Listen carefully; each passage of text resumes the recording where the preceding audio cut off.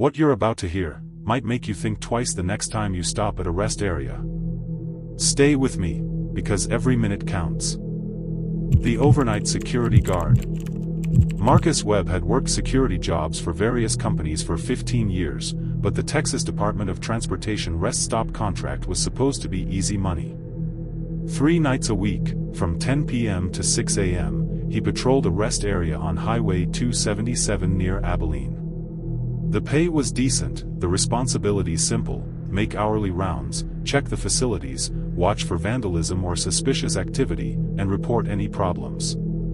During his first few weeks in March 2017, the job was uneventful.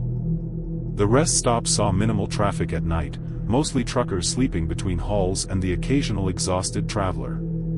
Marcus walked the grounds with his flashlight, checked doors, and ensured no one was loitering in the restrooms. By midnight, the area usually fell completely quiet. It was during his 4th week that things began to change. While making his 1 a.m. rounds, Marcus noticed a set of wet footprints leading from the men's restroom toward the parking lot. This alone would not have been unusual, except there had been no rain for 3 weeks and the restroom faucets were dry. The footprints were fresh, the water still glistening under his flashlight. Marcus followed the footprints across the pavement. They led toward the pet area and then stopped abruptly in the middle of the parking lot, not near a car or the edge of the property. They simply ended, as if whoever made them had vanished. He tried to rationalize it, telling himself someone might have spilled water and left quickly, but the explanation felt hollow. He logged the incident and continued his rounds, uneasy and unable to shake the feeling of being watched. The following night around 2 a.m. Marcus was reviewing security footage when he heard the sound of children laughing outside, coming from the playground area.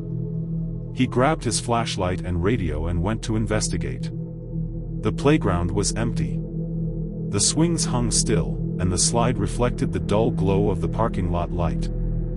As he approached, the laughter returned, high and echoing, coming from no clear direction.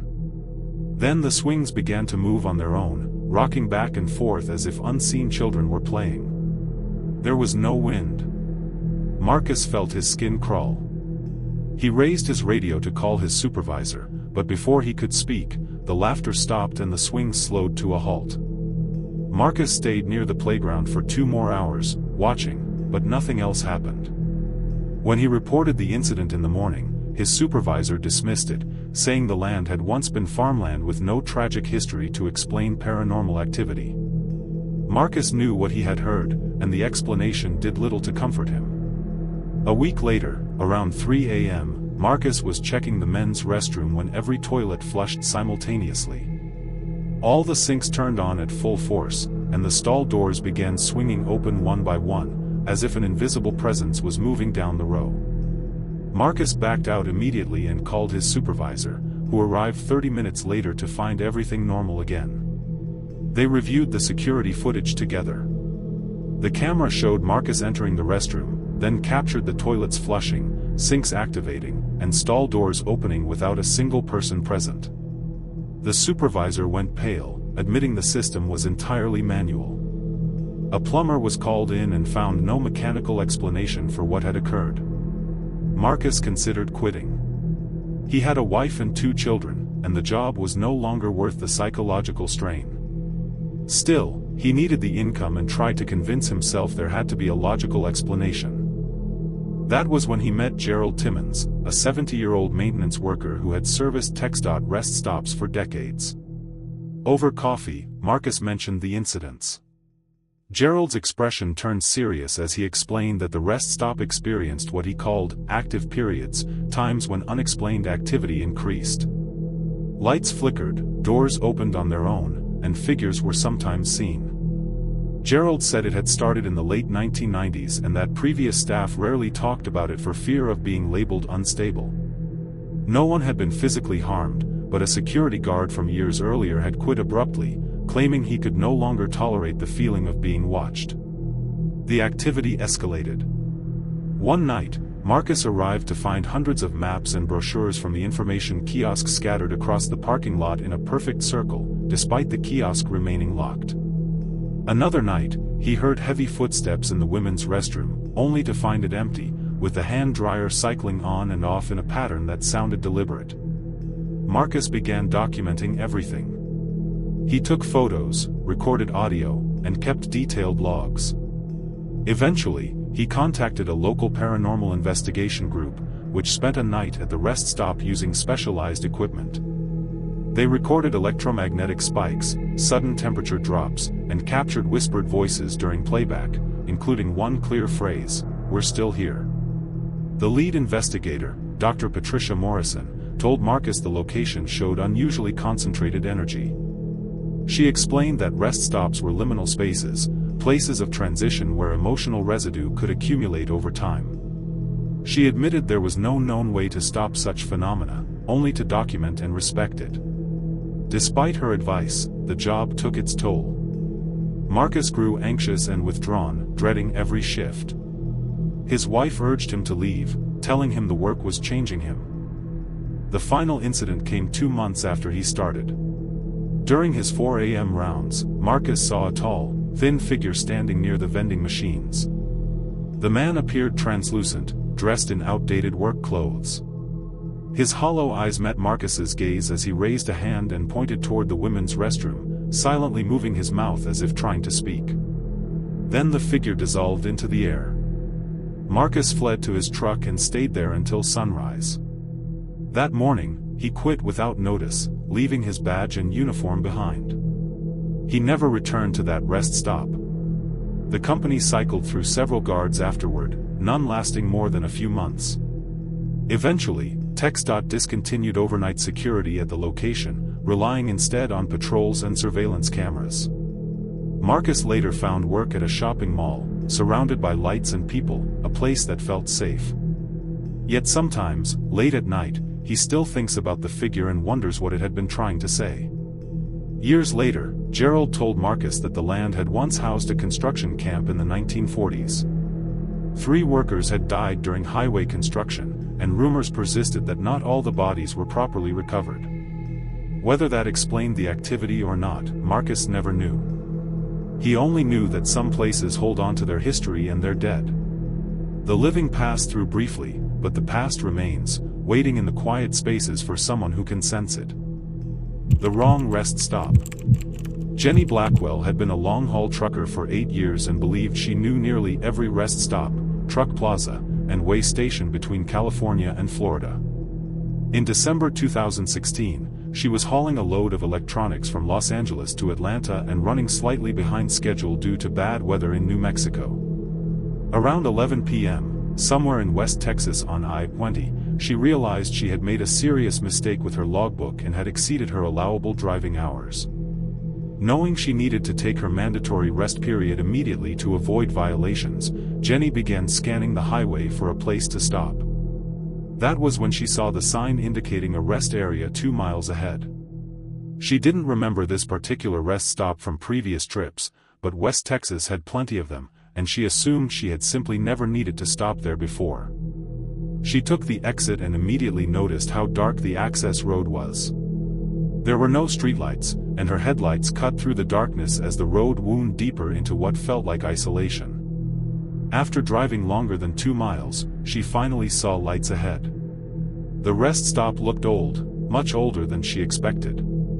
The building was a plain concrete structure with narrow windows and a flat roof, the kind of architecture common in the 1960s or 1970s.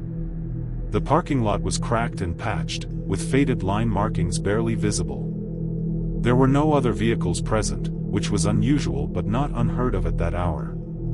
Jenny parked her Freightliner in the truck area and sat for a moment, studying the building. Something about the place felt wrong, though she couldn't articulate exactly why.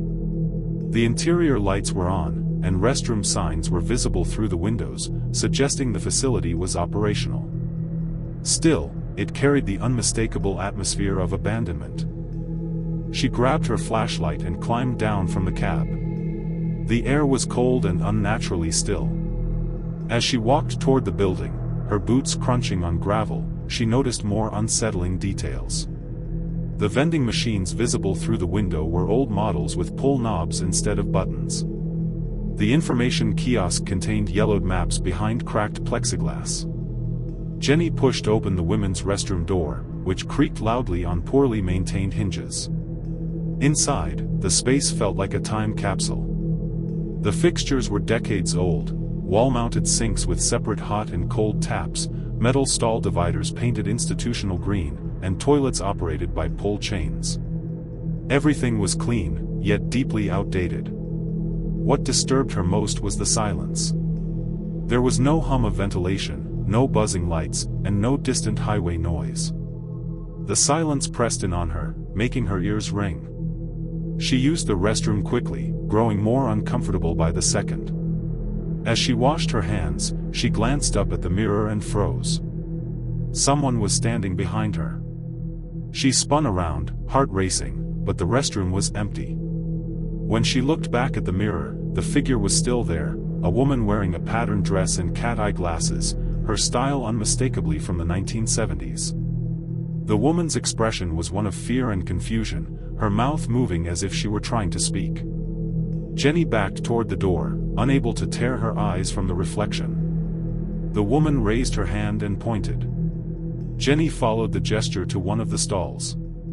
The door was closed, and beneath it she could see feet, women's shoes from another era, low heels paired with nylon stockings. Jenny called out, her voice shaking, but received no response. She approached the stall and knocked, then slowly pushed the door open. The stall was empty. There were no feet, no signs anyone had been there. When she looked back at the mirror, the figure was gone. Panic overtook her. Jenny ran from the restroom, sprinted across the parking lot, and fumbled with her truck door in terror. She climbed into the cab, started the engine, and looked back at the building. Every light inside the rest stop was now off. The structure sat in complete darkness, appearing abandoned and lifeless. She drove away immediately. The access road seemed longer on the return, winding through darkness that felt heavy and oppressive. After several minutes, she reached the highway and merged onto I-20 eastbound, accelerating hard and not slowing down until she had put 50 miles between herself and the rest stop. At the next town, Jenny pulled into a 24-hour truck stop. Inside the driver's lounge, she consulted a road atlas and searched for the rest stop she had visited.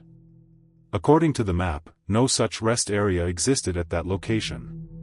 The nearest rest stops were miles away in either direction. She asked the clerk if there had ever been an old rest stop in that area. The woman shook her head, saying that any roadside parks predating the interstate had been demolished decades earlier. Jenny checked Google Maps, finding nothing but empty land where the rest stop should have been. Searching online, she found a forum post from 2009 describing a nearly identical experience. A trucker claimed to have followed a sign to a rest stop that didn't exist and watched the lights go out while he was inside. Other commenters shared similar accounts, all in West Texas, all at night. One comment stood out. It claimed there had once been a rest area at mile marker 248, closed in 1979 after 3 women disappeared there. The facility had been demolished, but some claimed it still appeared at night. Jenny checked her GPS log. The location where she had stopped matched that mile marker exactly. She took a motel room and spent the night researching. The rest area had been built in 1967, and between 1977 and 1979, 3 women had vanished there under identical circumstances. Their cars were found, but the women were never seen again. After the 3rd disappearance, the rest stop was closed and demolished. The cases went cold, but sightings continued. Some travelers reported seeing lights where no building should exist. Others described stopping at a fully operational rest area that vanished afterward. Jenny never drove that route again. She requested different assignments and avoided West Texas entirely. Other truckers dismissed her experience as exhaustion or confusion, but she knew what she had seen. She knew she had stood in that building, touched those sinks, and seen a woman trapped in the mirror. She believed she had narrowly avoided becoming the 4th disappearance from a place that officially no longer existed, yet still lingered somewhere between reality and memory. Whether the phenomenon was residual haunting or something else entirely, Jenny never learned the truth. She only knew that somewhere along I-20 in West Texas, a rest stop demolished decades ago still appears on dark nights, its lights glowing, its restrooms occupied by echoes of the past, and its warnings unheard by those unlucky enough to stop. The texting stranger. Melissa Choi was 24 years old in May 2018, fresh out of college and driving from Austin to Houston for her first real job interview. Nervous energy filled the car as she rehearsed her talking points over and over in her head. Around 2 p.m., she pulled into a rest area on Highway 71, needing to use the restroom and clear her thoughts before the final hour of the drive. The rest stop was moderately busy with afternoon travelers. Melissa parked her Honda Fit, grabbed her phone, and headed into the women's restroom. Several stalls were occupied. She chose one at the far end and locked the door behind her. A moment later, her phone buzzed. The message was from an unknown number with a Texas area code. "Don't use that stall." Melissa frowned at the screen. It had to be spam or a wrong number. Confused but unconcerned, she deleted the message and set her phone on the small shelf inside the stall. Seconds later, another message arrived. "I'm serious. Get out of that stall now." A chill ran through her. This wasn't random. Someone knew exactly where she was. Melissa finished quickly, grabbed her phone, and stepped out of the stall. The restroom was empty. The other women had left while she'd been inside. Her phone buzzed again. "Good. Now look at the ceiling above where you were sitting." Her hands shaking, Melissa stepped back into the stall and looked up. At first, she saw nothing unusual, just standard acoustic ceiling tiles. Then she noticed one tile directly above the toilet was slightly misaligned, not sitting flush like the others. Melissa was 5'2", but standing on the toilet seat she could just reach it. Carefully, she pushed the tile aside. She gasped. A small camera was mounted inside the ceiling cavity, its lens aimed directly at the toilet. It was connected to a battery pack and a wireless transmitter. Melissa jumped down, nearly slipping in her panic, and ran out of the restroom. Her phone buzzed again. "Call 911. Tell them what you found. I'm sending you photos of other locations." Almost immediately, 5 image files appeared on her phone. Each showed a different restroom stall in the same rest stop, both men's and women's facilities. Red circles marked ceiling tiles, each labeled "Camera Here." Melissa called 911, her voice trembling as she explained what she'd discovered. The dispatcher assured her officers were on the way. Another message arrived. "There are 7 cameras total in this rest stop. The person who installed them checks them every few days. You needed to know." Melissa typed back. "Who are you? How do you know this?" The response came quickly. "I was here 3 weeks ago. I found the cameras by accident. I was too scared to report it.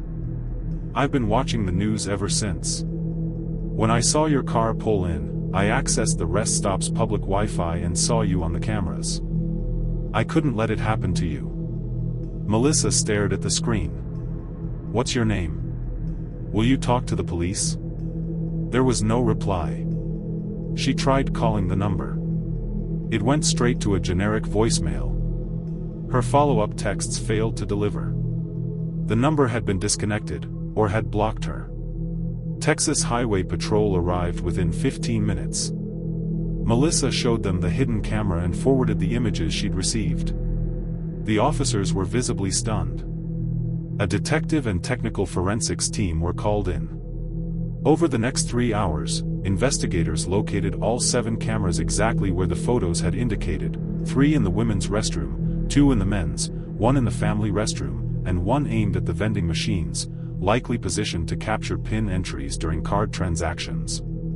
The equipment was sophisticated and expensive, designed to blend in and operate for weeks.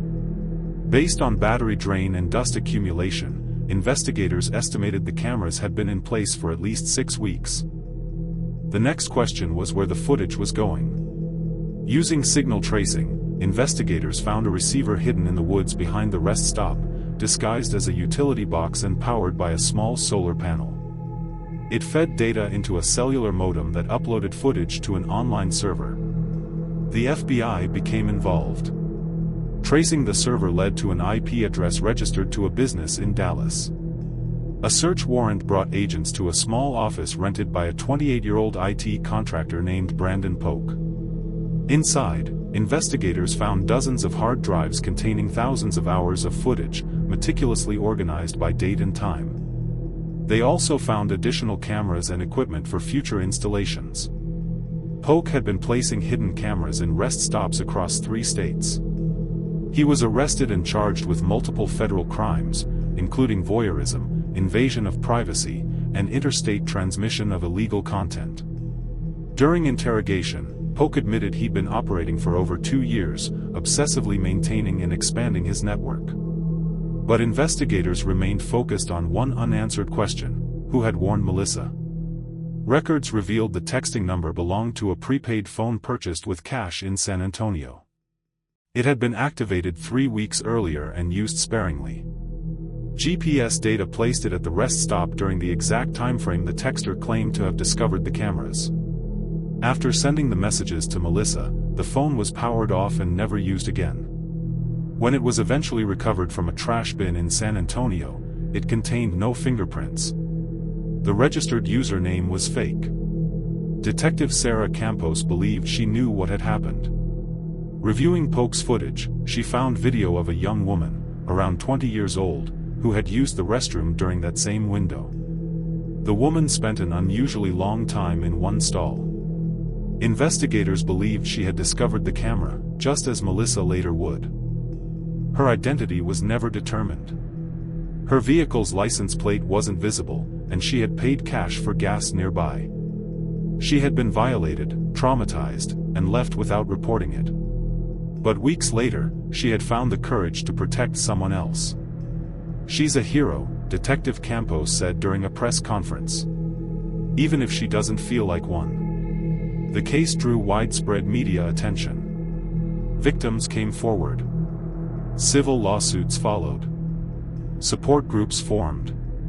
But the anonymous woman never did. Melissa often thought about her. The stranger who had saved her from becoming another victim. She kept the text messages, rereading them sometimes, 3 simple words that had changed everything.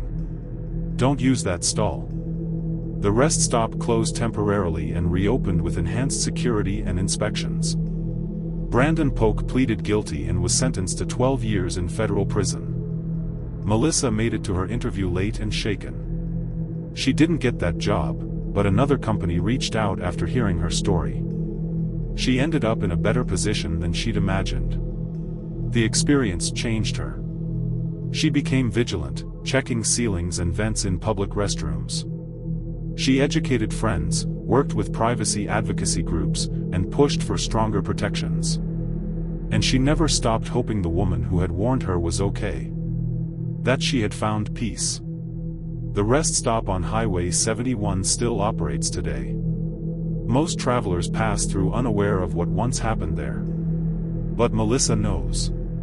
Every time she drives past, she thinks of that message, and the courage it took to send it. The children in the van. State Trooper Derek Matthews had been patrolling Texas highways for 11 years when he received a call that would haunt him for the rest of his career. It was July 2013, just after 8 p.m., and he had finished his dinner break at a truck stop near Sweetwater when dispatch radioed in. A welfare check was needed at a rest area on I-20. The caller reported children locked inside a van, possibly in distress. The vehicle was described as a white, older model conversion van parked at the eastbound rest area near mile marker 244. The caller wished to remain anonymous. Derek acknowledged the call and headed toward the location, roughly 10 miles away. Welfare checks involving children always took priority, though many turned out to be misunderstandings, tired kids sleeping in cars or parents briefly away. Still, something about this report troubled him. When Derek pulled into the rest area, he immediately spotted the van. It was an older model from the late 1990s with tinted windows and Arizona license plates, parked away from the main building in a darker section of the lot. Derek exited his patrol car and approached cautiously, his hand near his service weapon out of habit rather than specific threat. As he got closer, he heard it. Children crying. Multiple voices, muffled but unmistakable, coming from inside the van. Derek's training kicked in immediately. He circled the vehicle, trying to see through the tinted windows. Shapes moved inside, small figures shifting in the back. He knocked on the driver's side window. "Hello. This is the Texas Highway Patrol. I need to speak with the driver of this vehicle." There was no response. The crying continued. Derek tried the door handle. Locked. He moved to the rear of the van and knocked again, louder this time, identifying himself once more and demanding the door be opened. Still nothing. He pulled out his flashlight and shined it through the rear window. This time he could see clearly. There were at least 4 children inside, sitting on the floor. They appeared to range in age from about 5 to 12. Derek saw no adult. What had begun as a welfare check was now a clear child endangerment situation. Derek radioed for backup and attempted the doors again. All locked. The children's cries grew louder, more panicked. He made a decision. Using his baton, Derek shattered the driver's side safety glass. Reaching inside, he unlocked the door and pulled it open. The van's interior light flicked on. What he saw made his stomach drop. There were 5 children in the back, 3 girls and 2 boys, ranging from about 4 to 13 years old. They were dirty, barefoot, and wearing clothes that appeared unwashed for days. There were no car seats, no seat belts, no proper seating. They had been sitting on bare metal, covered only by a thin blanket. There was no adult in the vehicle. "Where are your parents?" Derek asked, keeping his voice calm. The oldest child, a girl around 13, spoke through tears. "He went inside. He locked us in. He always locks us in." "Who?" Derek asked. "Our uncle," she said, pointing toward the rest stop building. "He said if we make noise or try to get out, he'll punish us." Backup arrived moments later, along with an ambulance Derek had requested. While other officers secured the area, Derek helped the children out of the van. They clung to each other, flinching at sudden movements. EMTs began assessing them. Bruises in various stages of healing were found, along with signs of malnutrition and prolonged neglect. The youngest boy was severely dehydrated. Derek entered the rest stop building in search of the adult. In the men's restroom, he found a man in his mid-40s washing his hands. Average height, jeans and a t-shirt. "Sir," Derek said, "are you the driver of the white van outside?"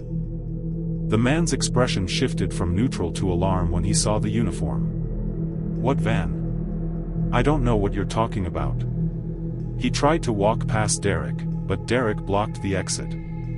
When the man attempted to shove his way through, Derek reacted instantly, grabbing him, taking him to the ground, and placing him in handcuffs. The man was identified as Russell Kemp. He was driving on a suspended license and had an outstanding warrant in Arizona for child endangerment. Investigators quickly learned the children were not nieces or nephews. They were Kemp's own children from 2 relationships, plus 1 child he had been babysitting. Kemp had been traveling around the Southwest for weeks, living out of the van and using rest areas and truck stops as shelter. He routinely locked the children inside the vehicle for hours while he went inside to eat, use facilities, or, as credit card records later revealed, visit casinos and bars. The children told investigators they had been living this way for nearly 2 months. Kemp had pulled them out of school, quit his job, and called it an adventure. For the children, it had been a nightmare. Child Protective Services took custody of all 5 children that night. The youngest was hospitalized. The others were physically stable but showed clear signs of psychological trauma. Eventually, they were reunited with their mothers, all of whom had been searching for them since Kemp had failed to return them from court-ordered visitation. Derek never learned who made the anonymous call. Dispatch records showed it came from a payphone at a gas station 2 miles away. The caller had simply said there were kids locked in a white van who looked scared, and hung up. Whoever they were, their call likely saved those children. Kemp was charged with multiple counts of child endangerment, kidnapping, and custodial interference. He pleaded guilty and was sentenced to 15 years in prison. Derek received a commendation, but it didn't feel like a victory. He couldn't stop thinking about how many rest stops those children had been trapped in before someone finally noticed. How many people might have heard them crying and assumed it was normal. The case led to increased patrols and new training focused on recognizing child endangerment at rest areas. Signs were posted encouraging travelers to report suspicious situations. Derek stayed in touch with one of the mothers. Years later, she told him the oldest girl wanted to become a police officer, to help other kids the way Officer Derek had helped them. Derek retired in 2020, but he still drives past that rest stop sometimes. Each time, he scans the parking lot, watching for children who might need help. Because some of the darkest stories from rest stops aren't about ghosts or the supernatural. They're about real people, and the few moments when someone chooses to intervene. The Rest Stop Reverend. Thomas Caldwell had been a traveling minister for more than 35 years, driving his RV from town to town across Texas to hold revivals and prayer meetings for small churches that could not afford a permanent pastor. In September 2015, he was traveling from Dallas to Amarillo when he decided to stop for the night at a rest area on Highway 287, roughly 60 miles south of his destination. It was just after 10 p.m. when Thomas pulled his modest RV into the rest stop. He had stayed at hundreds of similar places over the years and followed the same routine each night: park in a level spot, say his evening prayers, read his Bible for an hour, and sleep until dawn. The rest area was well lit, and several other RVs and trucks were parked nearby, making him feel perfectly safe. Thomas was midway through his evening reading when he heard a knock on his RV door. He marked his place in the Bible and opened it. Standing outside was a young man in his late 20s. He had hollow eyes, a gaunt face, and clothes that were dirty and worn. He looked exhausted, as if he had not slept in days. "Excuse me, Reverend," the young man said. Thomas hesitated for a moment, wondering how the man knew he was a minister, until he remembered the small cross bumper sticker on the back of his RV. "I saw your cross," the man continued. I need to talk to someone. I need help." Thomas's instinct was to invite the man inside and offer comfort and counsel. But something stopped him. There was an unsettling quality about the young man, something in his posture and eyes that triggered an unease Thomas had learned to respect over decades of ministry. "Of course," Thomas said kindly. "Let's sit over at the picnic table under the lights." He gestured toward a table near the rest stop building, clearly visible to anyone passing by. The young man nodded and walked over. Thomas grabbed his Bible, said a quiet prayer for guidance, and joined him. Under the bright lights, Thomas got a better look at the man. He was pale, almost sickly, with deep dark circles beneath his eyes. His hands trembled as he rested them on the table. "What's your name, son?" Thomas asked gently. "Michael," the man replied. "Michael Garrett."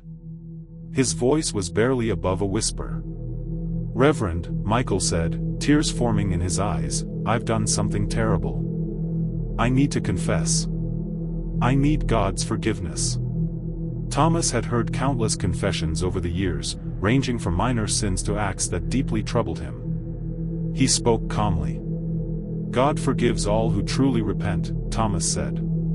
"Tell me what's weighing on your soul." Michael's composure broke. "I killed someone," he said. 3 days ago. I didn't mean to. It was an accident, but she's dead because of me." Thomas felt his heart sink. This was no longer just spiritual counsel, it was a matter for the authorities. "Michael," Thomas said carefully, "if someone has died, we need to contact the police. This isn't something I can handle alone. No, Michael said sharply, his voice rising before he caught himself. A few people in the parking lot glanced over. No police. They won't understand. It was self-defense. She attacked me. I pushed her, and she fell and hit her head. There was so much blood. Thomas's mind raced. If the story was true, Michael needed to turn himself in. If it wasn't, the man might be experiencing a serious mental health crisis. Either way, Thomas knew he had to proceed cautiously. Where did this happen? Thomas asked. In Houston, Michael said.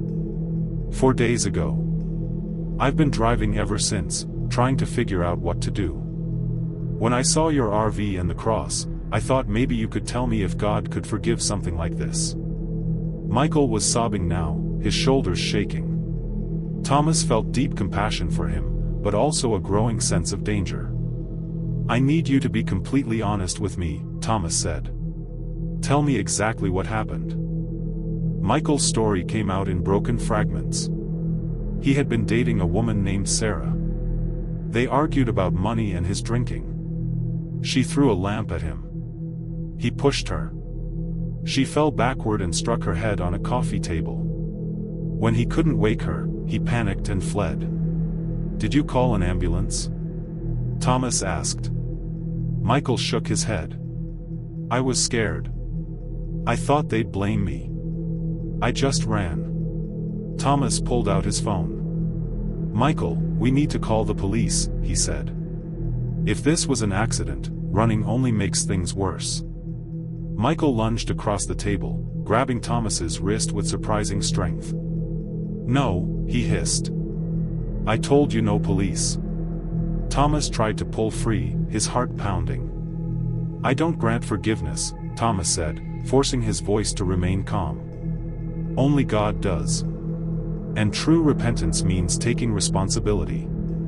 Michael released him and stood abruptly. You're just like everyone else, he snapped. You don't care.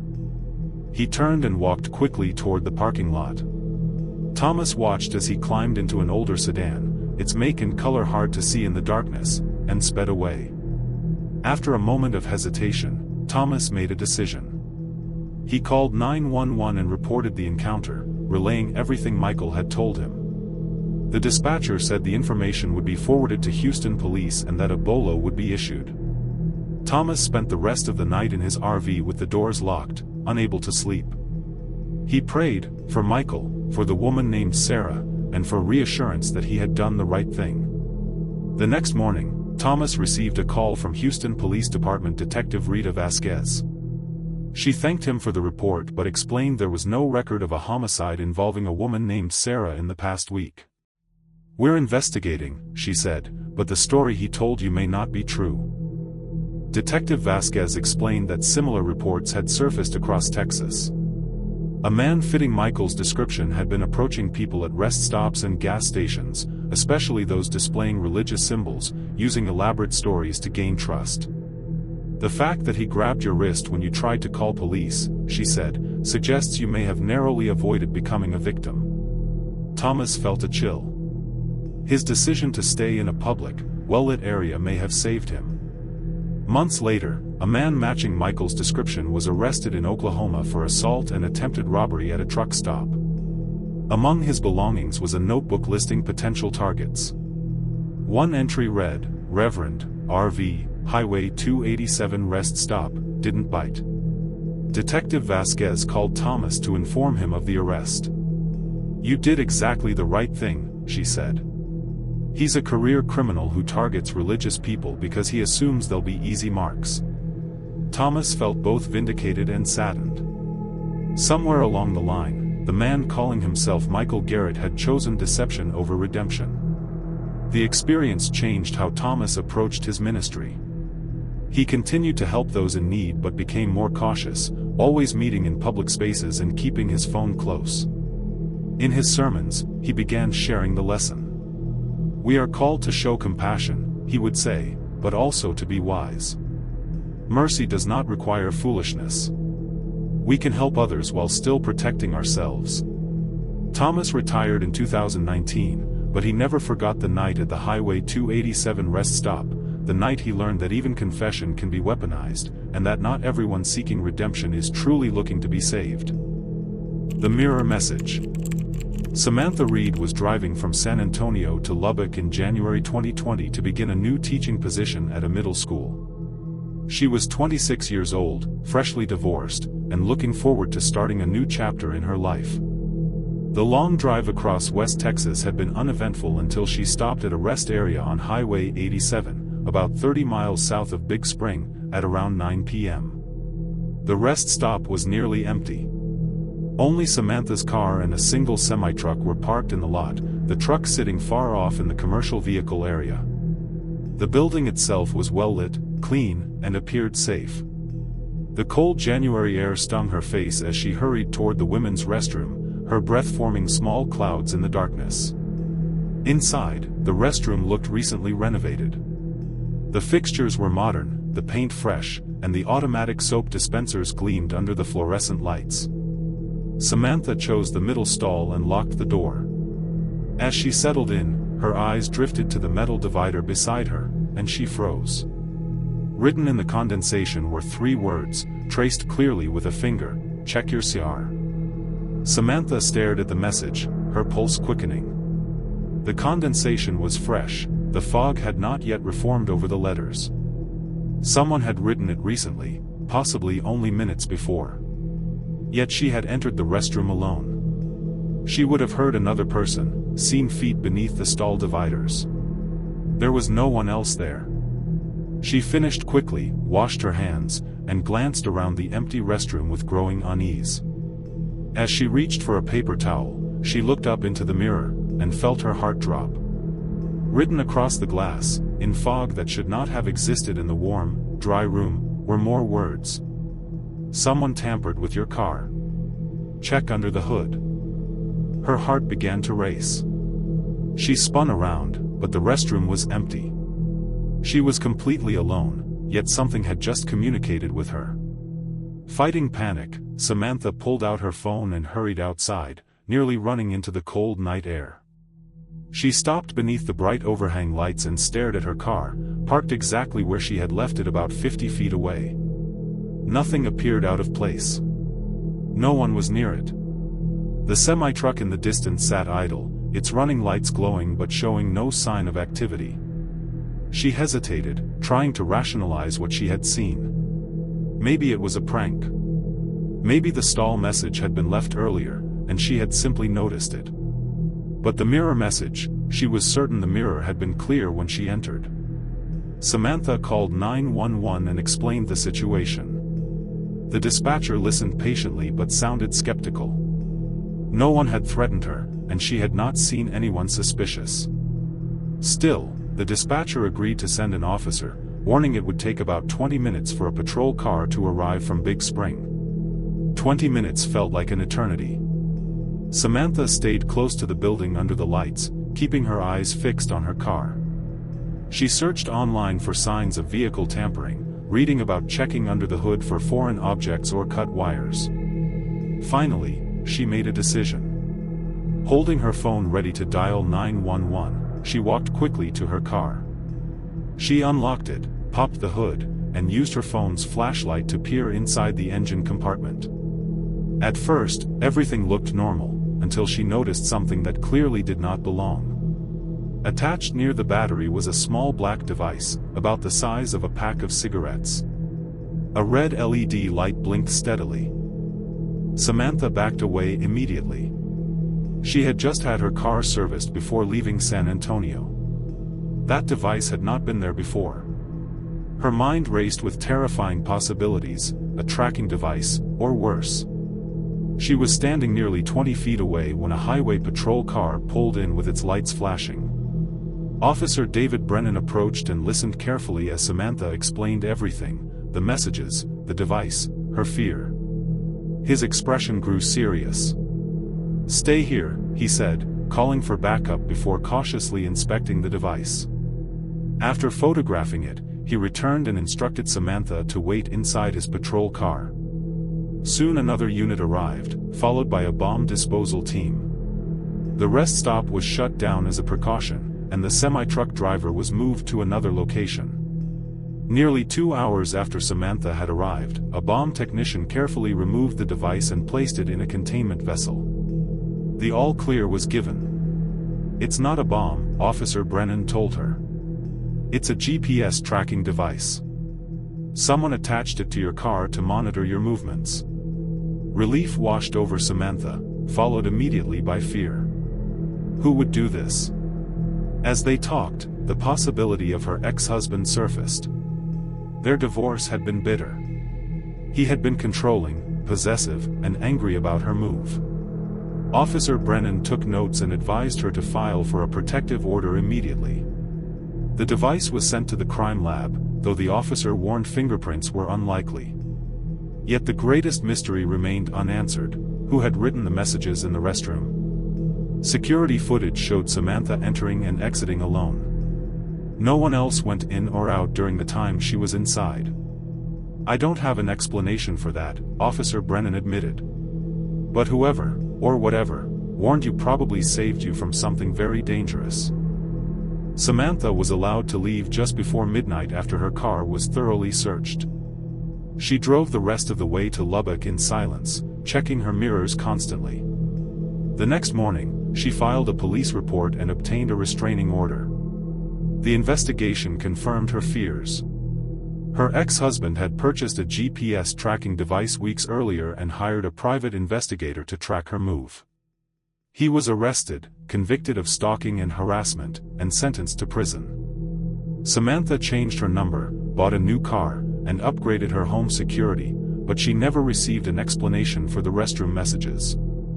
Months later, she returned to the rest stop in daylight with a friend. The restroom was spotless. No messages. No fog. Standing in the same stall, she touched the metal divider and whispered, "Thank you." As she washed her hands, she glanced at the mirror, and for just a moment thought she saw a woman standing behind her, dressed in old-fashioned clothes, her expression kind and concerned. Then the reflection vanished.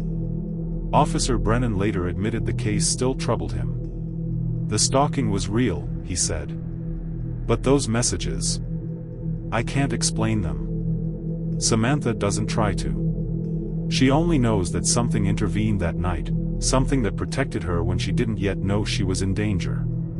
The rest stop on Highway 87 still serves travelers who stop without a second thought.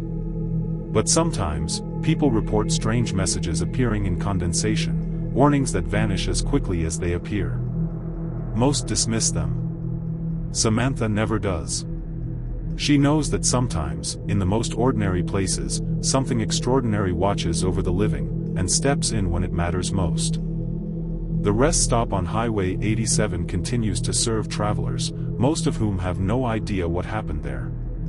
Cars come and go, headlights cutting through the darkness, and the building remains just another place to stretch legs and use the restroom. Yet from time to time, someone mentions seeing strange writings in the condensation, messages that appear briefly and then fade away, warnings about checking cars or watching for someone following them. Most people dismiss these reports as vandalism, coincidence, or tricks of the imagination. But Samantha knows better. She understands that sometimes, in the most ordinary places, extraordinary things occur, and that sometimes the dead, or whatever exists beyond our understanding, reach out to protect the living from dangers they cannot yet see. The delivery gone wrong. Jake Morrison had been working as a courier for a pharmaceutical company for 6 years, transporting temperature-sensitive medications and laboratory samples across Texas.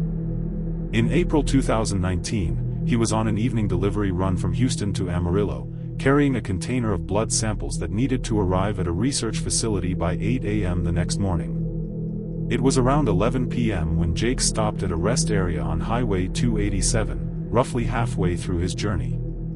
The specially designed cooler containing the samples was secured in the back of his van, but after 5 straight hours of driving, he needed to use the restroom and stretch his legs. The rest stop was quiet, with only a few vehicles scattered across the lot. Jake parked his white cargo van near the building, grabbed his phone and keys, and went inside. He was in the men's restroom for no more than 5 minutes. When he walked back outside, his van was gone. He stood frozen, staring at the empty parking space where it had been moments earlier. The van had been parked in a well-lit spot near the entrance. There were no signs of broken glass, no debris, no struggle, just nothing. It was as if the vehicle had vanished. Jake immediately called 911, his voice shaking as he reported the theft. He explained that while the van itself was important, the real danger was what it carried, blood samples that had to remain refrigerated. If the temperature rose too high, the samples would become useless, potentially jeopardizing a major cancer research study. The dispatcher took his information and promised officers would respond immediately while issuing a be-on-the-lookout alert. Jake then called his company, waking his supervisor to explain what had happened. The reaction was immediate and serious. The samples were irreplaceable, representing months of research and thousands of dollars in work. Within 10 minutes, 2 highway patrol cars arrived. Officers took Jake's statement and reviewed security camera footage from the rest stop. The video showed Jake parking and entering the building. Less than 3 minutes later, a man in dark clothing and a baseball cap approached the van, used a tool to unlock the door, and drove away. He knew what he was doing, Officer Sarah Chen said. Professional thief. In and out in under 30 seconds. The thief had likely assumed the van contained something valuable. In reality, the cargo area held only the medical cooler, empty crates, and paperwork. The blood samples themselves were worthless to anyone outside the research facility, but only if they stayed cold. The cooler's good for about 8 hours without recharging, Jake explained. We're already hours into that window. Officer Chen immediately coordinated with surrounding agencies, issuing alerts to law enforcement within a 200-mile radius. The van's GPS signal showed it heading east on Highway 287 at high speed. Jake sat in the rest stop's information area, head in his hands, thinking about the patients who had donated those samples. Months of work, and real hope, were at risk because of a random theft. 45 minutes later, a Wichita Falls police officer spotted the van abandoned in a grocery store parking lot. The driver's door was open. The thief had apparently realized the vehicle held nothing of street value and walked away. Officer Chen called Jake with the news. The van was intact. The cooler hadn't even been opened. Jake nearly cried with relief. Escorted by police, he checked the cooler himself. The ice packs were still cold, and the samples were within the required temperature range. He was behind schedule, but the delivery could still be saved. With a police escort, Jake drove through the night and delivered the samples at 6:30 a.m., well within the acceptable time frame. The researchers were deeply grateful. The samples were part of a clinical trial that could eventually help thousands of cancer patients. 2 days later, Wichita Falls police arrested the thief. His name was Tyler Brennan, a 28-year-old with an extensive record of vehicle theft and burglary. The investigation revealed something far more disturbing than a single stolen van. For 6 months, Brennan had been systematically targeting Texas rest stops, stealing 2 to 3 vehicles per week. His method was consistent: scout late at night, target commercial vehicles, steal them quickly, strip valuables elsewhere, then abandon them.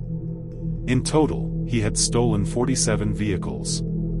Detectives also discovered Brennan deliberately chose rest stops with poor camera coverage. In some cases, he even vandalized cameras and returned weeks later to steal vehicles. He treated theft like a full-time job, Detective Martin Reyes explained. If not for the urgency of your case, he might have kept going for months. Brennan was convicted on 47 counts of vehicle theft, along with charges of vandalism, possession of stolen property, and organized criminal activity. He received a 20-year prison sentence. The case exposed a serious vulnerability. Rest stops, generally considered safe, had become prime targets for professional thieves.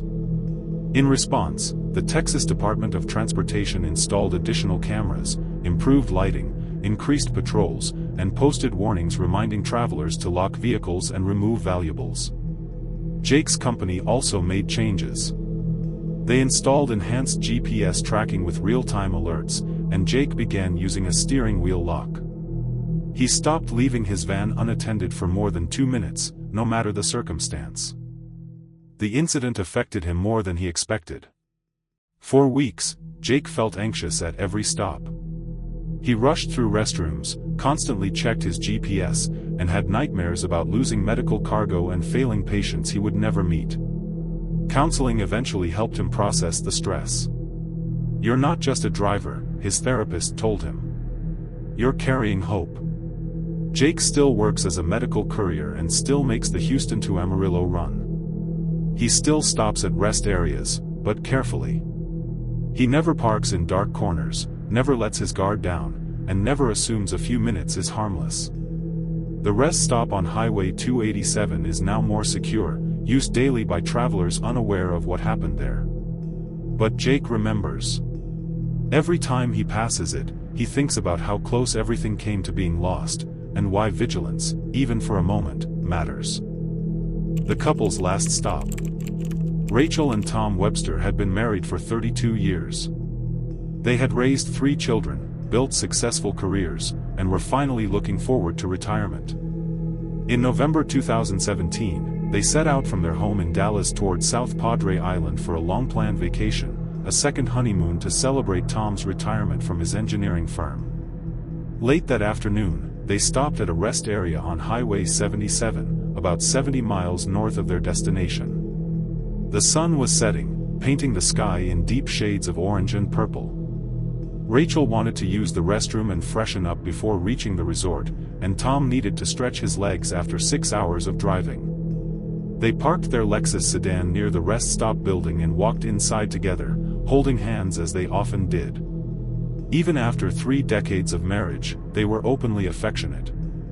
Their children joked that they were disgustingly in love, and Rachel and Tom wore that label proudly. Inside the building, they separated to use their respective restrooms. "Meet you back at the car in 5 minutes, Tom said, kissing Rachel on the cheek.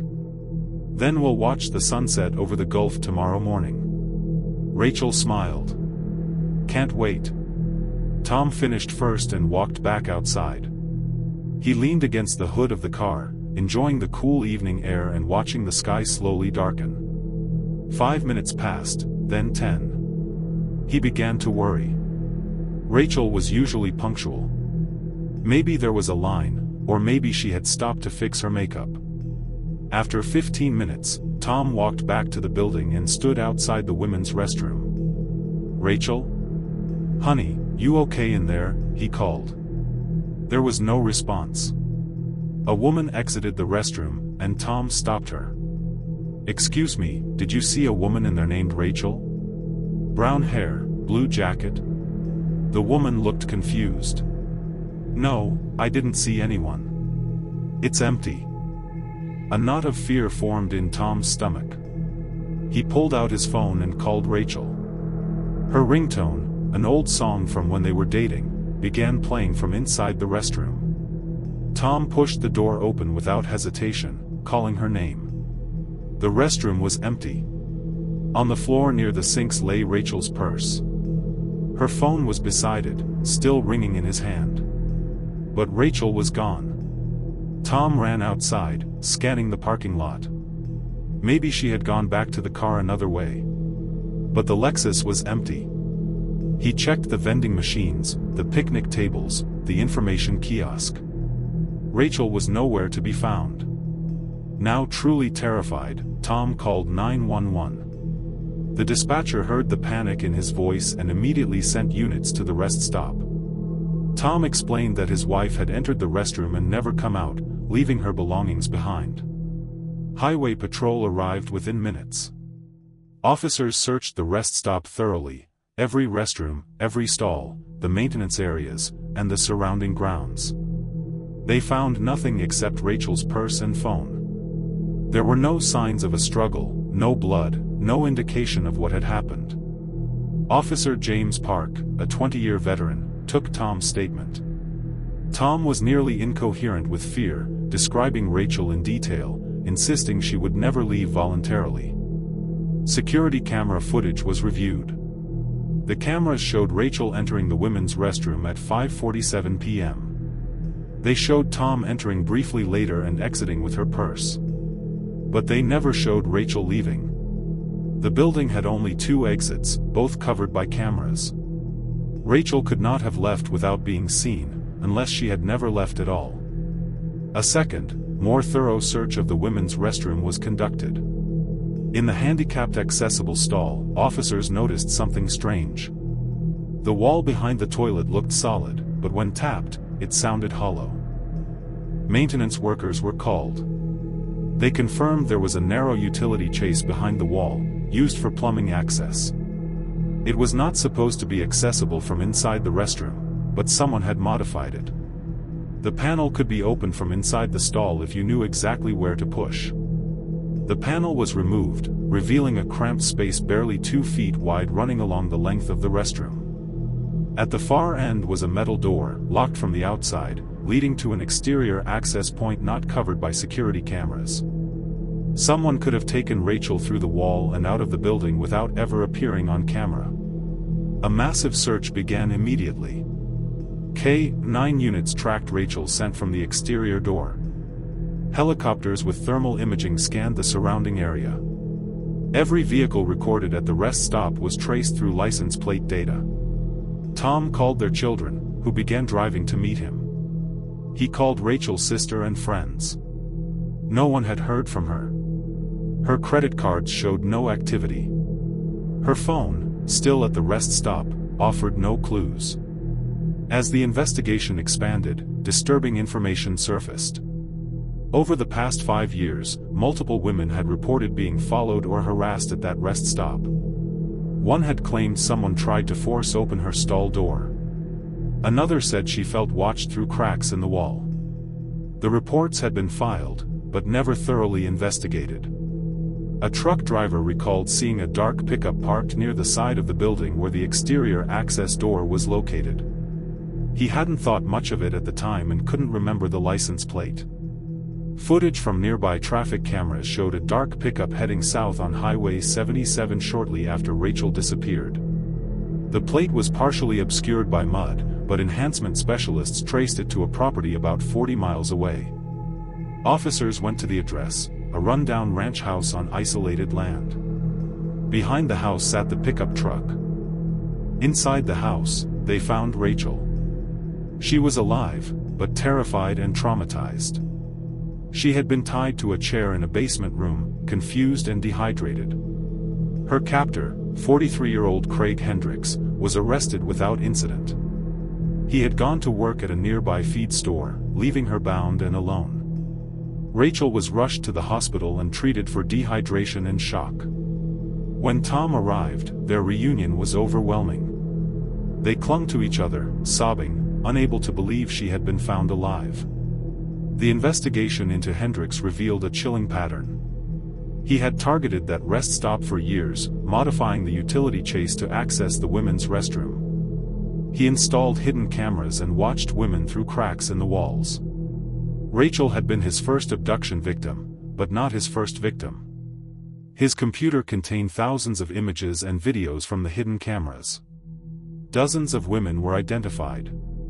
Many had never known they were being recorded.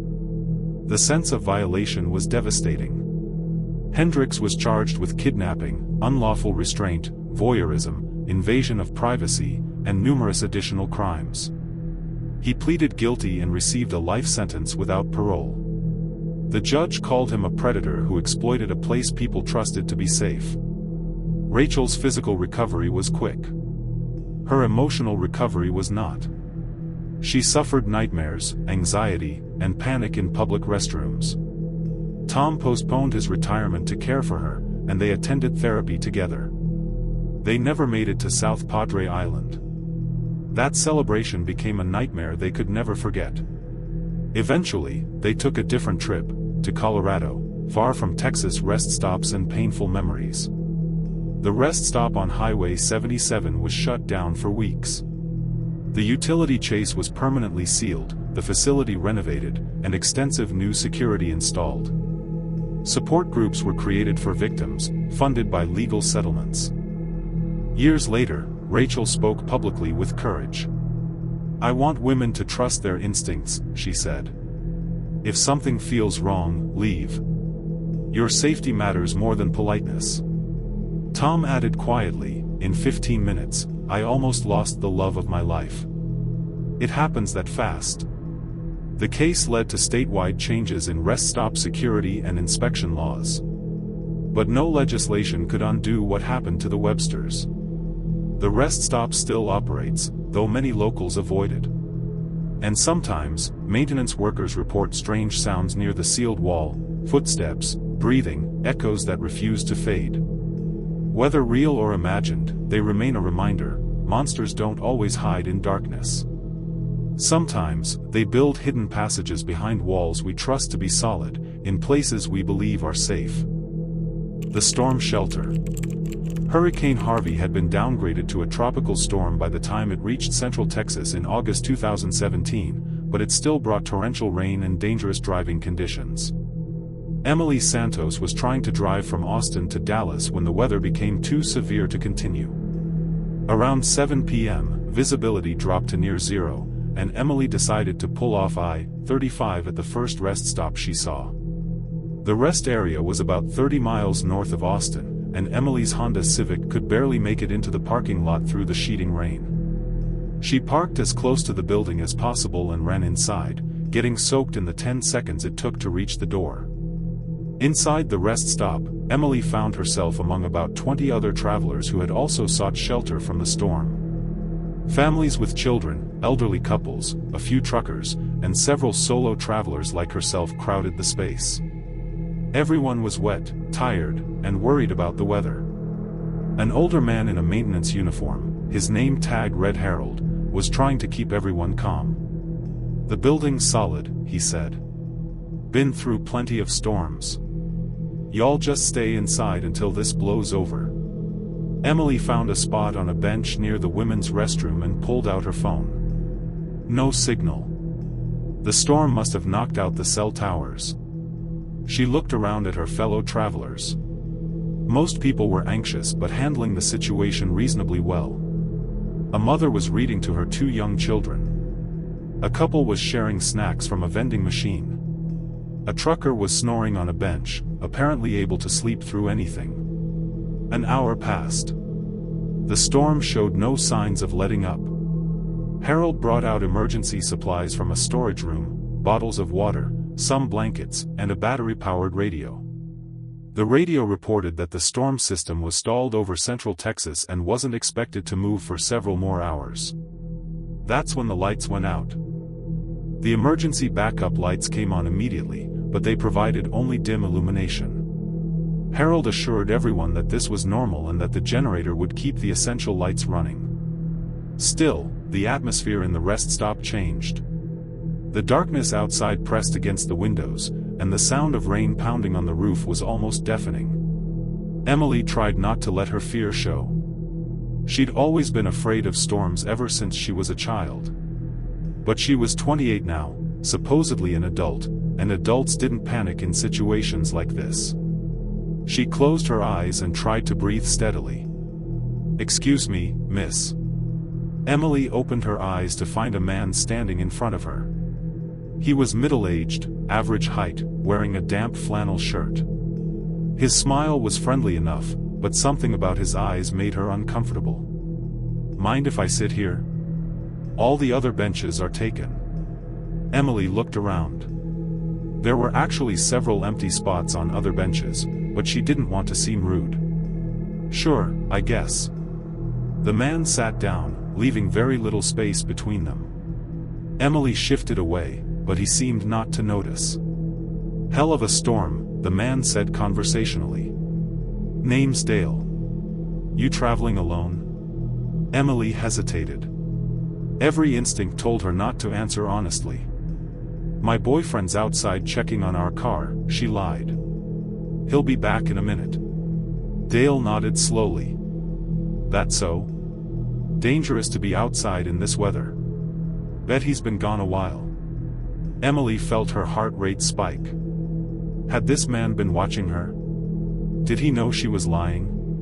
Before she could respond, Harold's voice rang out across the rest stop. "Folks, I need everyone's attention. The storm's getting worse. Weather Service is reporting possible tornado activity in the area. We need to move to the interior rooms, the restrooms and maintenance areas. No windows there. Safest place to be." People began gathering their belongings and moving toward the center of the building. Emily stood up quickly, relieved to have an excuse to get away from Dale. She joined the group heading into the women's restroom, which was larger and could accommodate more people. "Families with small children in here," Harold directed. "Everyone else in the maintenance area and the men's room. Stay away from the windows and exterior walls." Emily ended up in the women's restroom with about 12 other people, mothers with children, 2 elderly women, a young couple, and unfortunately, Dale. "This is the women's room," Emily said pointedly. Dale shrugged.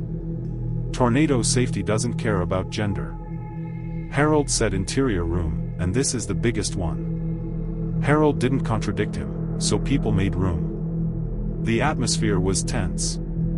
One of the children was crying while her mother tried to comfort her. "It's okay, sweetie. It's just loud. We're safe inside." They sat under the dim emergency lights, listening to the storm rage outside. The wind had picked up, and Emily could hear debris hitting the building. The radio crackled with warnings. "Tornado warning in effect for Travis and Williamson counties until 10 p.m. Seek shelter immediately." Then Emily heard something else. A sound beneath the roar of the storm. Scratching. It was coming from one of the stalls at the far end of the restroom. No one else seemed to notice, but Emily heard it clearly. Scratch, scratch, scratch. Rhythmic. Deliberate. Emily stood and walked toward the stall. "Hello? Is someone in there?" The scratching stopped. She pushed the door open slowly.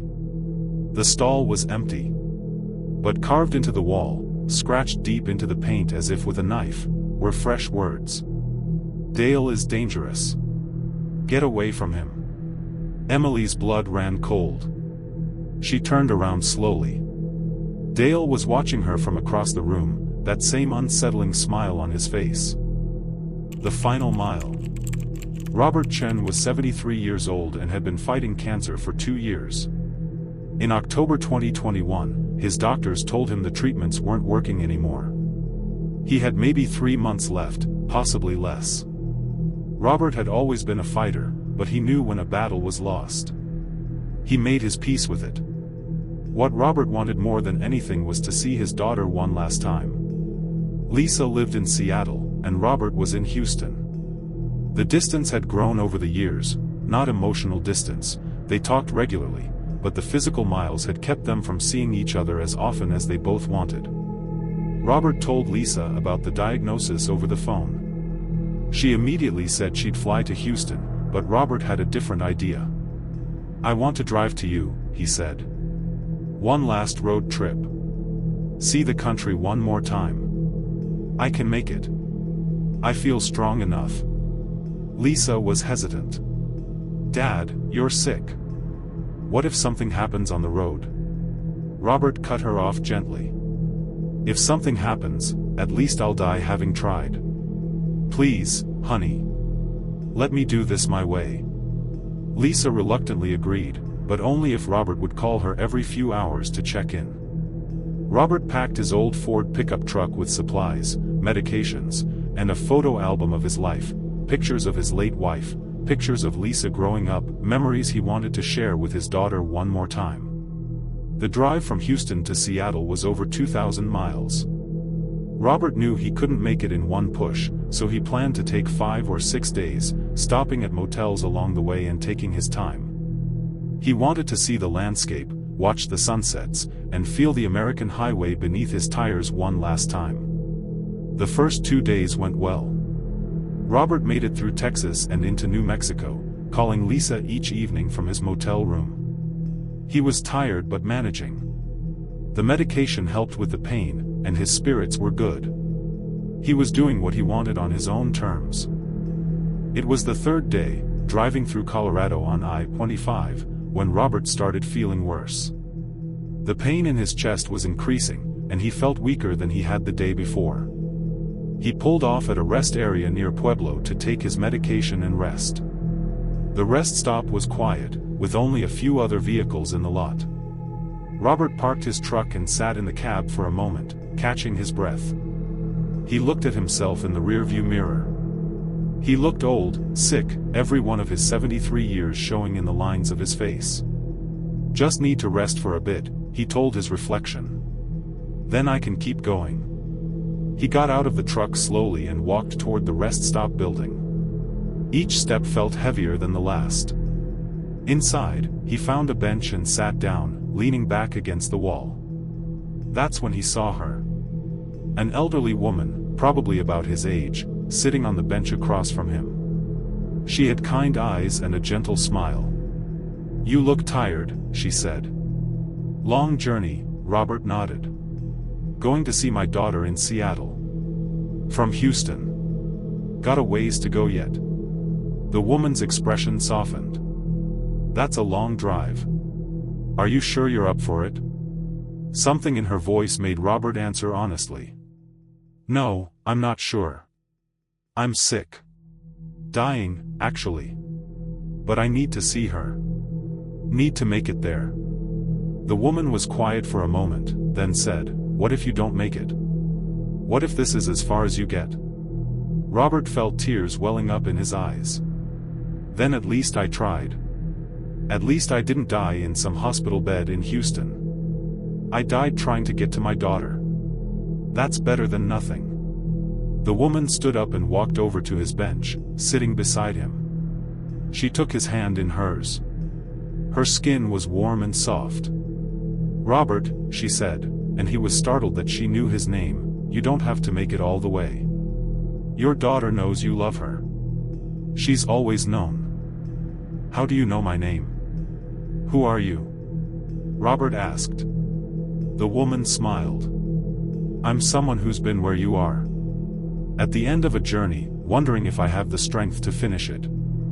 And I'm here to tell you, it's okay if you can't." Robert felt a strange sense of peace washing over him. The pain in his chest was lessening, or maybe he was just noticing it less. "But I promised Lisa. I promised I'd come see her." "And you tried," the woman said. "You've driven 1,000 miles while fighting cancer. That's more than most people would do. That shows her how much you love her. Whether you make it to Seattle or not, she knows." The woman squeezed his hand gently. "Robert, it's okay to rest. It's okay to stop." Robert closed his eyes. He felt so tired, more tired than he had ever been in his life. "I think I need to rest for a while," he said quietly. "Just close my eyes for a few minutes." "That's fine," the woman said. "I'll sit with you. You're not alone." Robert felt her hand still holding his as consciousness began to slip away. He thought about Lisa, about his wife who had died 10 years earlier, about all the miles he'd driven and all the places he'd seen. And he felt grateful. A trucker found Robert 2 hours later, still sitting on the bench, still holding the hand of someone who wasn't there. The trucker called 911 immediately, but the paramedics who arrived confirmed what was obvious: Robert Chen had passed away peacefully, a slight smile on his face. That was tonight's Whisper from the Shadows.